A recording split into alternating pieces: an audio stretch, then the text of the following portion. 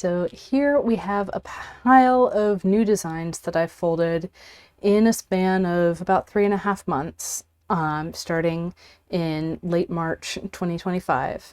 And these are not all of the patterns that I folded during that time, but it's all the new ones, all the ones that I'm adding to Tessellation Garden.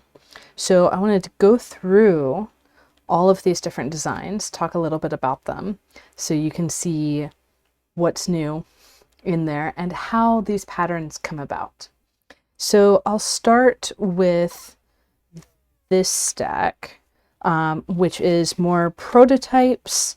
It's things that I either don't want to fold more repeats of or don't really have time to. And it's still cool patterns that I wanted to have documented, that I've drawn crease patterns for, but I didn't feel like folding more than, say, 16 or 32 grid divisions of it. And then there's patterns like this one that I made a smaller prototype and then decided to fold more of it because one of my students asked me to do it in an office hour. So I have a box full of prototypes that haven't been folded on larger grids yet, and we were going through that box and we found this one and we were like, oh, that looks really interesting. It's this really flagstone-y pattern. It's like mostly flagstone, but there's some areas with overlaps and some areas with gaps. And we call it P1 for Pentagon 1. These are hybrid hexagon twists. Etude. So P1 Etude is one of these that I folded in an office hour. Then there's the patterns that we come up with during design sessions in classes. So this one was from Tessellation Academy, this one was from Advanced Twist Techniques. Often these will have the name of the pattern written on there, just so I can keep track, because these are the patterns that that we can fold before I've saved the crease pattern. So these 5 are all in that category. And then actually this one as well. This one was a Tessellation Academy design. We were looking at the hexagons and triangles, threefold tiling. These massive hexagons are actually hybrid, or massive triangles are actually hybrid hexagons under the hood. So 6 patterns here from the last 3 months or so of office hours and Advanced Twist Techniques and Tessellation Academy theory and design sessions. There's more from Advanced Twist Techniques that didn't make it into this round of photography because it was designed just after I took the photos.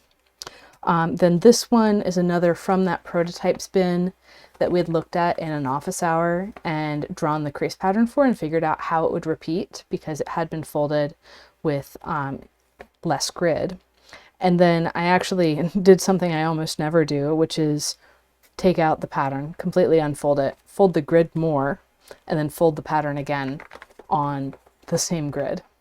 So this one's looking a little bit more beat up than some of the others, but it's for demonstrating that this is indeed a thing you can do. And one of the cool things about this one is that these chunks show up on both sides. So not something you would expect from a pattern with this level of complexity. That brings us to these guys, which are folded for either display or sale or, also for the photos. A lot of these are Advent of Tess alternate endings, so I'm already really working on Advent of Tess stuff now in July. And there's also follow-up patterns from last year's Advent of Tess. These 3 are all further explorations of hexagon, then triangle on the opposite side, both of those closed, and then different orientations of hybrid hexagon twists, twofold hybrid hexagon twists on either side of the paper. So these 3 were all done on 48 division grids pretty quickly. But they're still nice enough that I would consider framing and selling them. Then this guy, Daffodils, is one of those alternate endings for Advent of Tess 2025. And there's going to be, I'm going to say, more patterns in here that are alternate endings than are not. So I'll mostly point out the ones that are not from here on out. This will be an alternate ending for day 24, alternate ending for day 1, mystery weave, the repeats of day 23. This one is not in Advent of Tess, and the crazy thing is these big open hexagons, those are hexagon twists. They're triple open, and it has all these trapezoids around it, and it makes these star shapes that really pop in backlighting. So you can not quite see backlighting with this setup, but it's really cool how you have this really spare setup on here, but then when you backlight it, you get an image in those holes, those windows. And then more Advent of Tess with simple twists, and still you're getting these weird variations in spacing. This one is Treads. It's one that I did in a YouTube live stream. And this, I mean, it has a lot of the same density properties that we'll be seeing in Advent of Tess this year, but this is not one of those patterns. Another alternate ending of day 24, alternate ending of day 25, and this, I believe, is an alternate ending of one of the days or another, an early day. It's all triangles. Another alternate ending of the, actually, this is the base pattern. There's, yeah, this is an alternate ending for Advent of Tess this year. We're going to see these trapezoid flagstone motifs on both sides. Another alternate ending for day 25. The more repeats version of one of the main days. I just did another, an alternate ending of this one last night, but it didn't make it into the photo pool. This one is one of the core patterns, or no, actually this would be one of the alternates for that. I forget if this is a core pattern or an alternate. There's several with that same center. This is a core pattern. This is an alternate, spaced further apart. This guy is, I think, a core pattern. Hard to say, you know.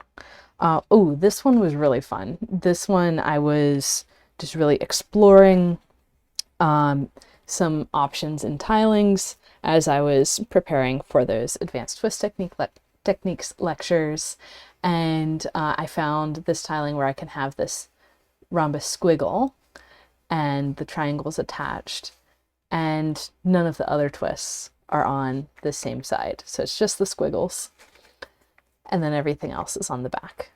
So that's really fun. And then last but not least, we have tassels, which is a pattern that I folded in one of my YouTube live streams, one of those live folding sessions of something that I was going to be folding anyways. The idea for this pattern actually came from a Tessellation Academy theory and design session. So that's my stack of patterns. And let's just go through and count up the insanity of like 1, 2, 3, 4, 5, 6, 7, 8, 9, 10, 11, 12, 13, 14, 15, 16, 17, 18, 19, 20, 21, 22, 23, 24, 25, 26, 27, 28, 29, 30, 31, 32, 33, and there's about 10 more that are not on screen. So about 40, 45 patterns that I folded in those would have been 13, 14 weeks. So that is my rate of folding, and that is like I would be happy folding even a little bit more, especially if I, had grids folded for me. Getting through all the grids is the hard part for me. The patterns, the ideas, the folding sequences, those just keep flowing. And so these are going to be joined, or by the time you see this, these have already joined the over 550 tessellations inside of Tessellation Garden. I think with all of these added, it'll push it over 600. That is still substantially behind the 680 some patterns that I've designed, but I'm working on it. The thing is, though, when I am doing prototypes, I usually also have several other patterns. Like this one is one of a series of 4 patterns, and I only folded this one and was satisfied with photographing it in this state. So sometimes when I fold one, I get 3 more patterns that are drawn out as crease patterns. So yeah, it's a never-ending process. I've literally proven mathematically that you can never find an end to the number of origami tessellations that are available to fold. And yeah, I invite you to come along with me and check out Tessellation Garden at training.gatheringfolds.com/garden. And that's where you can find crease patterns for all of these and hundreds of more patterns of my designs. And yeah, the sky's the limit. Happy folding. See you in the next video.